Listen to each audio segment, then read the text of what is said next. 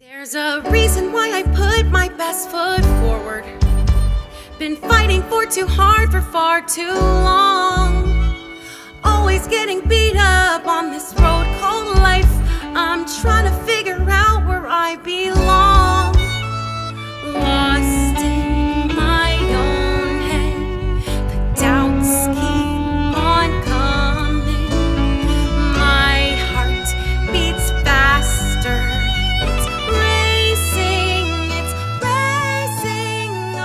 Hello everyone and welcome back to One Piece of Me. My name is Nicole. I am the narrator, my life, my dreams, my story here in the One Piece world. Thank you guys so much for subscribing, for following, for being a part of the Patreon account. We really appreciate all of you and your comments.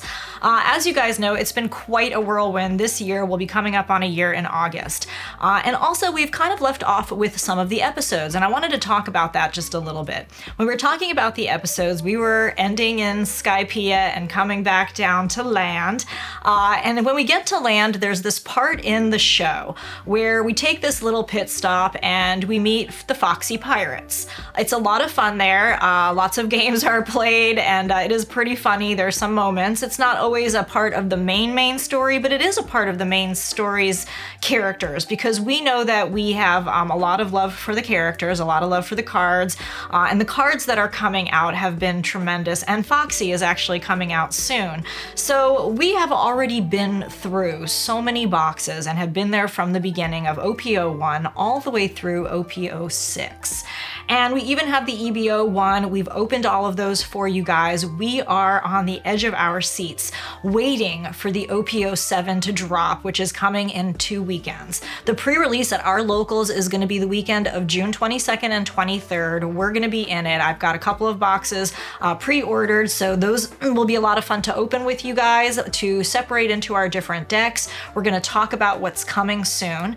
This video is going to have a couple of different moving parts. So we're going to talk a little bit about the cards, which we love, about the playing of the different leaders, the new leaders that are coming. And since Devin, welcome Devin, our cameraman behind the scenes, everybody make sure that you follow him as well on Ghost on the Aux.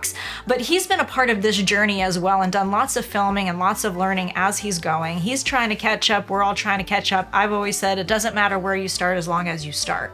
So I want you guys to stay tuned for the video that's going to come after this one of us teaching Devin how to play the game. So again, this is going to have a couple of different moving parts. We're going to also talk a little bit about Nico Robin. She's one of my favorite characters, as well as I know some of you guys out there. We're going to talk about how Nico Robin is such an important part of this crew. She is the archaeologist and the 7th member of the Straw Hats crew officially on the ship. We are leaving Skypiea, heading off to Foxy Pirates for a little while, but we're also on our way to Water 7. And that's where we really come up against a lot of stuff that will introduce a lot more about Nico Robin's backstory and things that are going to happen there. We're introduced to the Frankie family, and of course Frankie is also a Straw Hat crew member. And so I wanted to take the opportunity to just kind of, like I said, have this video, a couple of moving parts. Also, welcome special guest Joseph back on the show. Thanks for being here, Joseph. You're very excited. I'm very excited. OP-07 has a lot to offer us, and you've been running a couple of leaders that I was going to have you talk to the fans about, and also talk to the fans about the upcoming leaders. What is the leader that you're going to be running in OP-07? Definitely Jewelry Bonnie. Wow. She's really, really fun. She's got a lot of defensive powers and like techniques, so I think it's going to be a lot of fun and definitely interesting to play. All right, perfect. She's all green, correct? Yes. All right, awesome. What is her pirate? What's the pirate? Is it Jewelry Bonnie Pirates that she runs? Yeah, it's the Bonnie Pirates or something. The Bonnie Pirates? Jewelry Pirates, I forget. Okay, so I'm going to be doing all blue. I'm going to be looking for the Boa Hancock leader and running that leader as well. Wanted to also just say, again, join me on the Patreon account. It's going to have a lot of behind the scenes information. It's going to tell you more about my life, what my dreams are, what my story is, and I'm going to give you guys exactly what I've been telling everybody, a place to start at the beginning. I'm going to give you the inside, behind the scenes look into my life, talk to you more, give you an inside look as to how I'm making those dreams come true, and of course starting at the beginning with those videos of telling my story. And I'm going to start at the beginning. So stay tuned for all of that to come. In the meantime, today, like I said, we have a lot of fun cards here. We have been collecting some of these sets. These are all sealed sets right here. And I was lucky enough to get the OP-07, a few boxes of them, pretty cheap as far as sets go, and also very, very important and still running in the meta right now. As you guys know, I'm running the Uta leader with her green deck, and this box right here is a gift for our cameraman, Devin Merchant. This is for you. We've given him the Sanji Zoro deck. We've given him now the Uta deck. He's going to use my Uta deck already put together, including other cards that help it run really well while he's learning to play. And we're going to, again, do that in a separate video, but wanted to just gift this to my cameraman. Mwah! This is for you. Thank you so much for being such an important part of the crew. I'm going to throw it to you. Okay, so there you are. You'll edit that later. Also, I've been collecting a few things that are a few things off to the side as part of my collection. I originally got one of these premium card collection folders. It was film red in this, sealed box. This is how they come. I kept it sealed, and I've had it sealed for some months now. I've seen it open, I've seen what it looks like. Now, while I was out shopping around, I also came across this folder right here, and it was already out of the box when I purchased it from the store. It was just one that they had there. I don't know if it was consignment or they just had one, but this is the live action. This is the second premium folder collection I've gotten. The live action has cards in there that are like these anniversary type sets. Again, treasure for the collectors. These ones here are the live action characters. They're not really runnable right now in tournaments. I'm not sure if you actually know the answer to that question. Are only the anime cards, our expert of playing and cards off to the side, I'm not sure if you know, Joseph. Are the live action cards able to be played in the decks that we have right now? Like, these are all blue. But... as long as they're in English, yeah. Okay, all right. So I guess when this comes out in English, the live action should be able to be run in there. But this is a great collector's item. Again, this is like the very first of the actors who've played in season 1, and that's a great part of my collection in Japanese. So I guess English should be coming soon.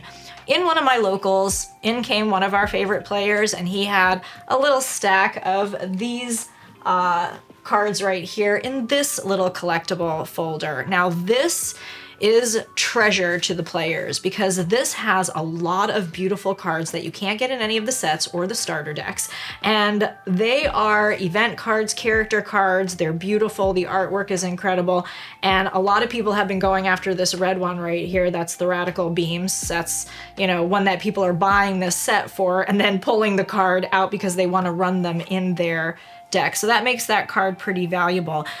Out of this set right here, Joseph, what would you say for your decks and what you're playing with your leaders? What's the most valuable card that you could have off of this page? Personally, it would be the Radical Beam and Blast Breath. But in general, it's probably Rad, Nami, and then maybe Waterfall? Okay. Possibly, right. Depending on what they're running. Yeah, so again, this is my second collection. Those are the valued, treasured cards that you can get from and these. Ice Age. And Ice Age. So you just named off quite a few. There's there's a lot in there. And Subaru. I mean, there's a lot. So like Subaru because it's a good black 2K and stuff like that. So yeah, they're pretty. All good. Is there anything in here for Jewelry Bonnie? Are those green cards going to work for Jewelry Bonnie? Nada. What about anything in here for Boa Hancock? You might be able to run the Love Love Mellow, but as of right now, I don't see any builds running it. But you could. Okay. All right. Well, there you go. That is the information on that. And also, like I said, I'm going to unbox the red film one here for you guys today. And we are excited for what's coming soon. I want to unbox this and show it off to you since we're doing this part of the film, but I also wanted Joseph to talk to you guys about the leader that he's running. And I hope Devin's paying attention because he's going to actually go up against this leader in just a little while. So, Joseph, introducing Monkey D. Luffy, red and green. You have been doing really well with that.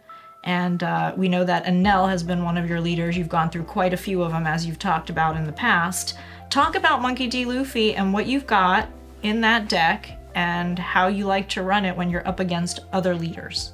Luffy, in most cases, is an extremely aggro deck to any decks inside of the format. There's really no other way of playing it besides aggro. There's light endgame like defense and stuff like that because you run the Eustace Kid, which is like the 8 cost where when you swing in, you can only swing into that character until it dies. So there's there's defense inside of the deck, but it's mainly aggro inside of most matchups. That was very. That's okay. That was an confusing, excellent so sorry, way to. but- That's an excellent way to put it. Can you talk about some of your powerhouse cards? Like, what is in your deck? What are you playing as you're playing it? What are your Start with your powerhouses. Main powerhouses is for sure Kid and Killer. Okay. Those are just absolute. It's just an absolute body, and you have to take care of it immediately because you can restand it with Luffy's ability. It's a 6K power card, right? No, it's 5K, and then if your opponent has 2 or less life, you gain plus 2,000 when you're attacking. So it automatically has Rush. It's a 4-cost 5K with no counter, and when you play it out, it has Rush. When you're attacking, if your opponent has 2 or less life, you gain plus 2,000 power. And Luffy's effect is you get to restand a 4-cost or a 5-cost or less that has the Supernova type, which Kid has Supernova type. Okay. So when you restand him, he swings again. He gains an additional 2K, so now he's 9K plus a 1,000 power from Luffy's ability. Nice. That's a So pretty it's like powerful. a 7K and then a 10K. That's crazy. That's some high power to be able to to have to be able to keep coming up against, especially since he can restand like that. And the blocker effect to it as well. Doesn't have a blocker effect. I thought Kid and Killer did have blocker on it. No. Or it's just the rush. It's rush. It's rush. Okay. All right. So what else besides that? I'd say Cavendish is huge. You get to reset 2 Dawn when you attack and on play. Okay. So when you play it out for 5 Dawn, you restand 2, so it's almost like it's a cost of 3. Then you can put the 2 under your leader, swing 7K if you want to do with it, so that's also very good. The 8-cost Kid is good. Zoro's, the 3-cost 5K is very nice. Oh, yeah. Anything that can be reset easily and deal aggressive damage. And Zoro is dangerous because he only costs 3 Dawns, and he has rush, and he's a 5K power card. And again, if you're restanding and you've got all of these rush cards out there, it is, like you said, aggro means extremely aggressive. So that's where the red comes into play. It is extremely aggressive. And with the green combo, of course, it's a powerhouse leader for sure, fun. like Monkey D. Luffy. I'm in the land of Wano right now. It's so hard to go in reverse. But I think the thing that can be said about Monkey D. Luffy and a lot of the red cards is when they come out, they do come out aggressively. And that pretty much stays throughout the whole course of the show. It is definitely, powerhouse, power up. It gives you hope just when you're, maybe down to the last life or the last move. There it is, the last punch, or like you said, the restand. What are some of the event cards that you're using in that deck? Just so I know, and so that the fans know, in case we want to build that deck and there's counter. Well, one of them being Radical Beam, like you were going over earlier. Yeah. It's at the collection event. And the 0-cost event. It's a green 0-cost. It's a 3K counter basically. You trash a card with it, and then you gain plus 3,000 power to your leader or character. All right, cool. Very cool. Yeah. Now, as you know, I'm going to be running a game against Monkey D. Luffy and Uta with Devin, and we're going to be teaching him how to play the game. Absolutely. I loved Nami for so long, and I've changed out my Nami deck many times, and you said that you were going to talk a little bit as well about my Nami leader. And so for the fans out there that really love Nami, are still playing it, and I know that you're seeing some of the videos out there where the regionals are still showing that Nami is still a winner and can be played against pretty much any leader, and if the cards are right, she can take them down. How do you feel about Nami these days? I think she's the most annoying character to have to go against. She is. It's extremely bothersome to play against one. That's why I think I liked her. But the only good build with her is the Power Mill one, in my opinion. It's been winning a lot. Is that the build that I run? No, yours is horrible. The What? Wait a you minute. run You're the the- builder of decks over here. you run the 7-cost Croc, Okay. and you run like 4 of them, and then you just like spam him down late game when you're I've at seen 10 that. Dawn, put a Dawn on him, and then you just counter out of all the shit that comes towards you. So. Okay, so the crocodile, which gives you the ability to use your event cards. It negs 1 cost off of your events. So basically, it's like a 50% off sale of using your money in order to use your event cards in order to get rid of more of your cards faster in the Nami deck. And as you guys may or may not know, just like I said, for the newbies as well, Nami is the one leader that runs a little opposite from the other leaders. She is one that wants to get rid of all of the cards in her deck. She's not aggressive and attacking and trying to get rid of your lives, but she does have characters that want to get rid of your lives. So you want to beware of Crocodile, Usopp, You got this. No, Zeph. Crocodile. Yeah. Zeph. And there was another one that I was running early on, too, and I felt like... You wanted to play Bellamere. But it was a horrible card, and I think it was just a bad option. Okay, all right. Well, I'm not running that deck anymore necessarily at tournaments. I've just been running it, for fun with friends. I'm really looking forward to Boa Hancock. You're really looking forward to Jewelry Bonnie. Why don't you tell the fans a little bit? And again, this is the OP-07, 500 years into the future. We got a box of this in Japanese, and we opened up some of the cards. They are beautiful. And I have seen some of Jewelry Bonnie's cards, but why don't you talk about Jewelry Bonnie and what her leader does? What's her main effect? On your opponent's turn, you can rest one Dawn, and you rest their leader or character. Oh, okay. So if they have like a leader up or one of their characters up, they swing in because it's on their opponent's attack. So when they swing, you get to rest a Dawn, and you can rest any character and or leader on their field. Okay, so you're basically taking out a Dawn and you're taking out a character or a leader. Yeah. So the turn prior, like on your turn, you would save one Dawn, pass your turn, goes to them if they're trying to go for game or anything like that.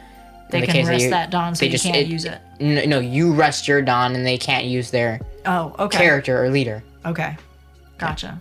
So it's like a Dofi effect, but immediately. Okay. Kind of. Like, they can't, attack. All right. Like a Veggie. And so what are some of the cards that are going to be in that deck that you're going to be using? Let's start with OP-07 first. What's coming in those boxes of treasure that you're going to be so excited when we start to do unboxings and look at those cards? What are you needing from those boxes? There is a brand new 6-cost 7K Basil Hawkins coming out. I've seen that in the artwork. Supernovas card. It's gorgeous. Its effect is... It's something like... It is blocker, I know for sure. And then if this character were to be KO'd or were to be removed from the field in general, so bottom deck KO'd, instead of that, you can rest one of your opponent's characters or leaders, I believe. Is what the ability says. Don't quote me, but I think that's what it is. Okay, and I also did see that in an alt art too. I've seen the alt arts from 07 and they're very spectacular. Nice. I think one of the really, really pretty ones that I saw that has so much detail in it was the Foxy. Did you see the Foxy super rare alt art card? It's fantastic. Yeah. Like I said, the detail. I totally forgot that Foxy was coming out as a leader. Yeah, and when I opened up the Japanese, I had gotten the alt art Foxy character, so that's actually what he looks like right there. That was from when we opened up the box. And there is actually a Japanese Jewelry Bonnie in there as well. Oh yeah, that's also a new one that's coming out. It's like... Yeah. Yeah, your opponent can't use it to attack or anything like that. Or, very cool. So with Boa Hancock, what is the dream deck for that? Where are my cards going to come from, starting with OP-07? Where are those cards that I'm going to need out of OP-07 for that? Because Boa Hancock leader is the dream, right? It's gonna be the 6-cost 8K for sure. Okay. Which is new. It's gonna be like a super rare. It's really cool. Yep. Then there's going to be... Can't think of it off the top of my head for OP-07. There's a bunch of new 2Ks coming out. There's 8 different, or 4, or 2 different 2Ks. There's... Any event cards from 07 that I need, or the event cards from other sets? There's event cards from other sets. You need Red Rock, at least for the one that we're running. Okay. The 7-cost event, which is it bottom decks a 6-cost, and it bottom decks 2 6-cost or less. Okay. That was hard. And then another event coming out inside of OP-07 where it's tap 2 Dawn, give your leader unblockable, and plus 2K. All right, so it's cool. Perfume Madness or something like that. Yeah. I am very excited about 07. What about any of these past sets, from the starter decks to any of the OP-01 through 06? Let's start with Jewelry Bonnie. What are you going to be looking for out of any of these for Jewelry Bonnie? Anything that the fans need to be aware of that they should, try to go for or get in packs, or to try to trade or buy or sell? Or I think for Jewelry Bonnie, it's mainly just OP-07 stuff. You're probably going to want to run Cavendish, at least for my build. I'm running 4 Cavendish. And that's EB-01? EB-01, yeah. Okay, so EB-01, the pink box, you're going to need some of that for Jewelry Bonnie, for sure. Then you're going to need... tons of... It's mainly OP-07 stuff, and then, light stuff from other sets. I can't think of them off the top of my head, but, stuff like the Jewelry Bonnie Searcher, Curse. Okay. That which was is a like- starter deck one, wasn't Yeah, that it? was set 2. Set Starter deck Wow. 2, yeah. Starter deck 2 So you're also, gonna as want 4 well. of those probably for the Supernova. All right, and that only costs 1 Dawn. It's a searcher card, right? You can It's keep on. it's 2 Dawn, so two you have to Dawns. like You have to use 1 pay Dawn for to it, pay for it. and then 1 Dawn to use its effect. Gotcha. And it searches 3 cards or 5. 5. All right, well, that's going to also be super helpful for Jewelry Bonnie. What about Boa Hancock? Where in these decks and in these packs am I going to look for more of the cards for hers? So much OP-07.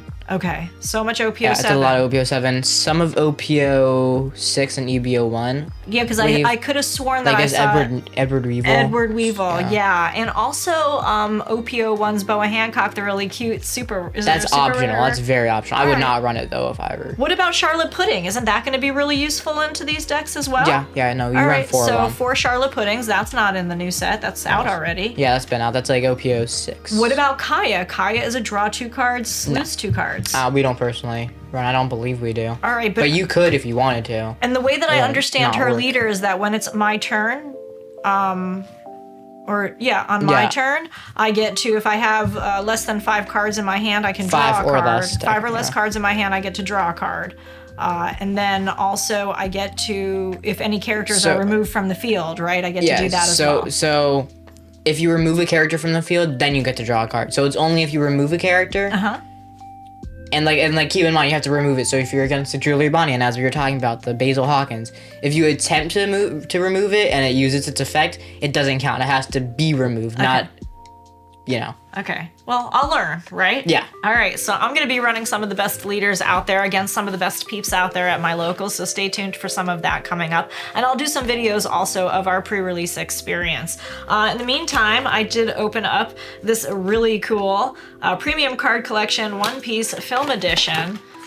This is, the very, very pretty red film red. folder, and as you can see, the design work on the red film also matches the design work that was on the this card's falling out. OP-01 Dawn cards.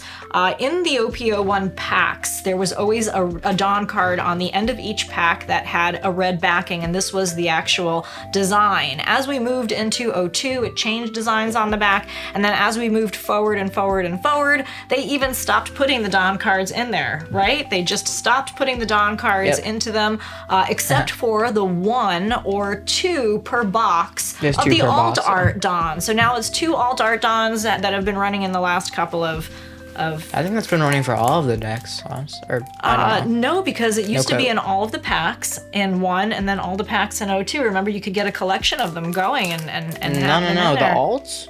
Not the alt arts, but definitely the regular Dawn cards. Right, yeah. So this is the film red. It's gorgeous. I know it sometimes gets really glary. The reason I wanted to open this was because I really did want to look at these cards up close and in person. Do you have a collection of any of these cards in your collection, Joseph? I think I have like the Shanks and one other. I forget though. I think I have the Shanks and maybe the Usopp or something. I forget. Okay, so Luffy, Shanks, Zoro, Nami's in there, Chopper. I think It's they the all whole they crew. all look cool, but I wish the cards were actually better. Like the actual cards were better.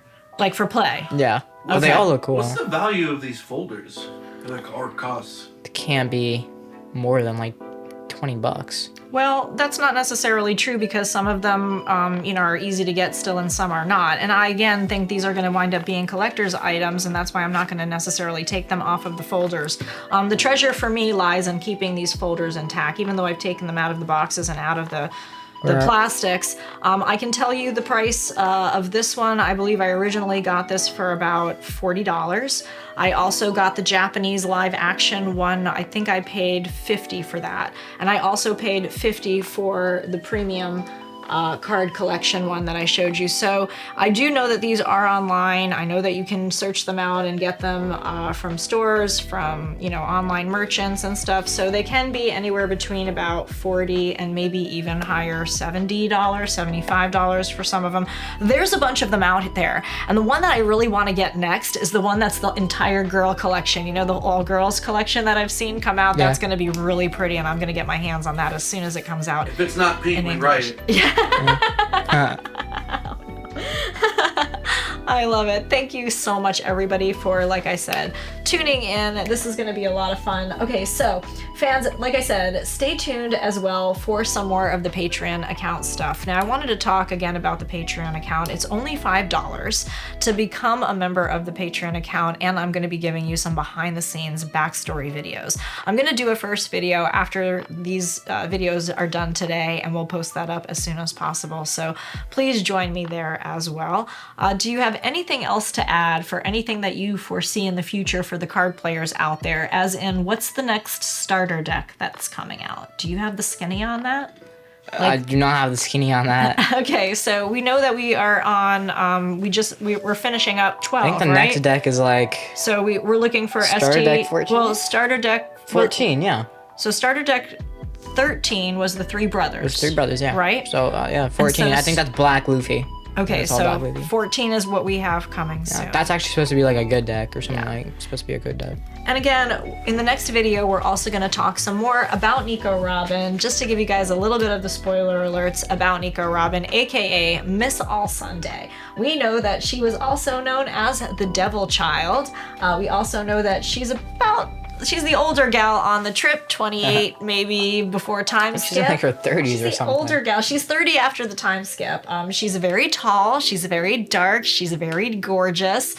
She ate the flower devil fruit, also known as the Hana devil fruit, which is kind of interesting because what that means is she can reproduce any of her body parts, which she does do a lot with her hands.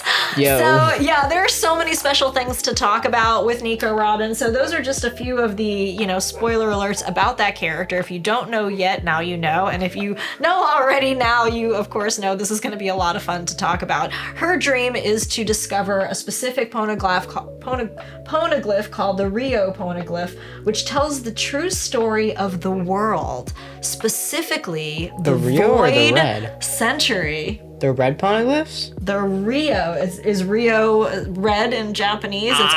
It's called her dream is Like to Roa? find I only the know Rio Espanol. I don't know nothing about poneglyph. Japanese. And that is the one that actually tells the true the story regular, of the world, the Void Century. We're all very excited. Again, current time right now, guys. I'm in episode 1075. I have seen the Gear 5 transformation, and we'll talk about that on another show as well because it was so exciting. So to be continued. And again, guys, one piece, one love, one piece. Stay tuned. Bye. Bye.